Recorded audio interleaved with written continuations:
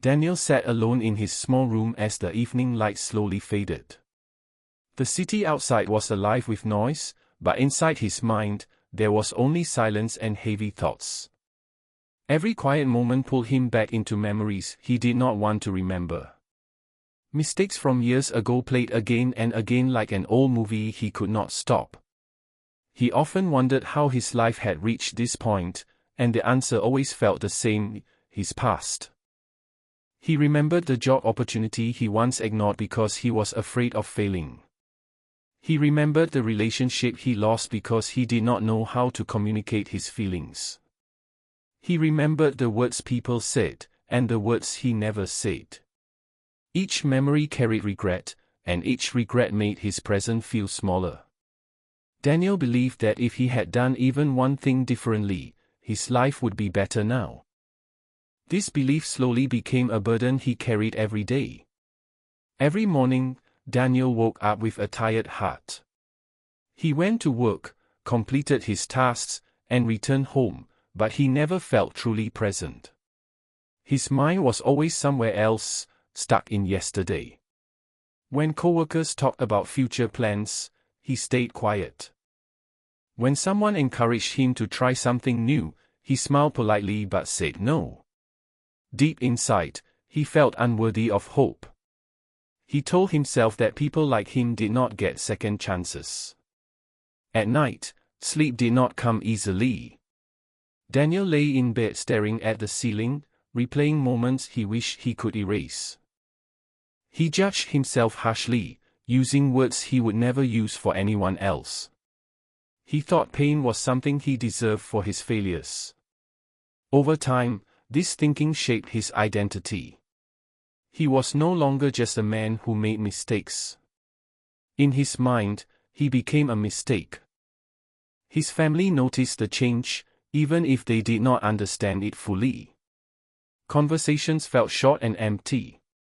They asked if he was okay, and he always said yes, even when the truth was heavy in his chest.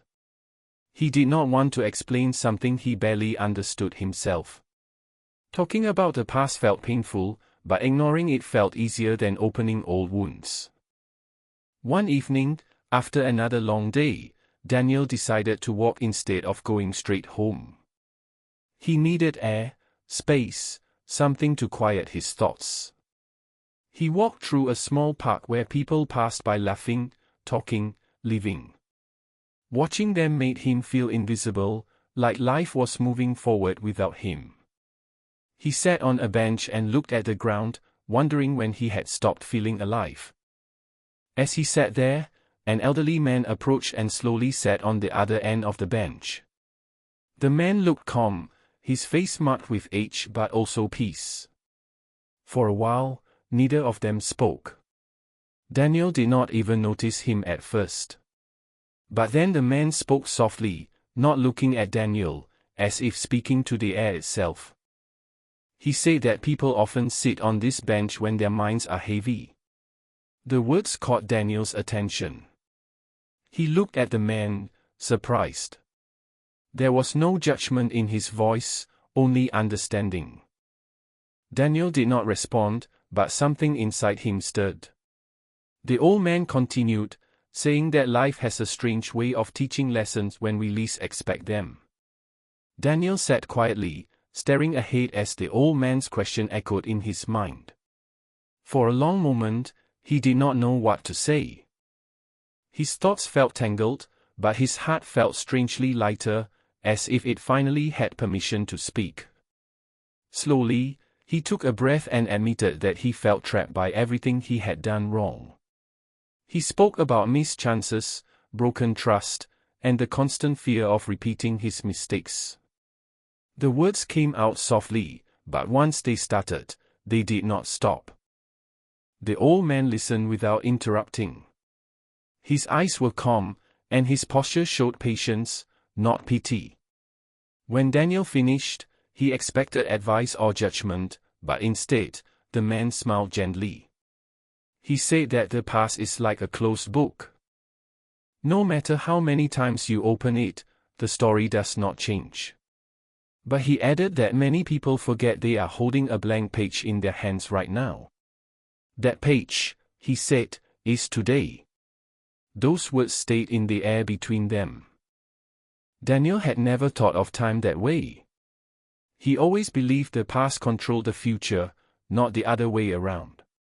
The old man continued, explaining that mistakes are not chains unless we choose to wear them. They are lessons, and lessons are meant to guide, not punish. Hearing this, Daniel felt something shift inside him. The guilt that once felt permanent suddenly felt optional. As the sky darkened, the park lights turned on, and the old man stood up.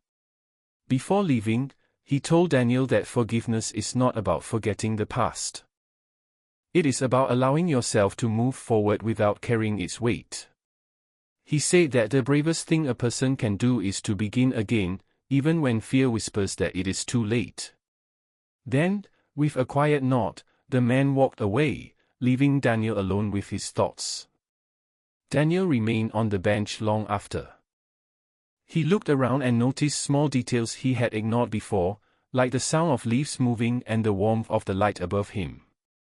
For the first time in years, his mind was not racing backward. It was present. He realized that nothing magical had changed in his life, yet everything felt different. The past was still real, but it no longer felt like a prison. The next morning, Daniel woke up with the same responsibilities and the same challenges, but his attitude was different. When old memories tried to pull him back, he acknowledged them and let them pass. He reminded himself that today deserved his attention more than yesterday. At work, he spoke up during a meeting, even though his voice shook slightly. That small action gave him a sense of control he had not felt in a long time. Over the following days, Daniel began making small, intentional choices.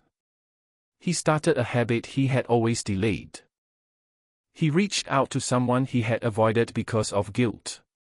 Not every response was perfect, and not every step was easy, but each effort made him feel more alive. He learned that progress does not come from erasing the past, but from choosing not to live inside it. Weeks later, Daniel returned to the park, hoping to see the old man again.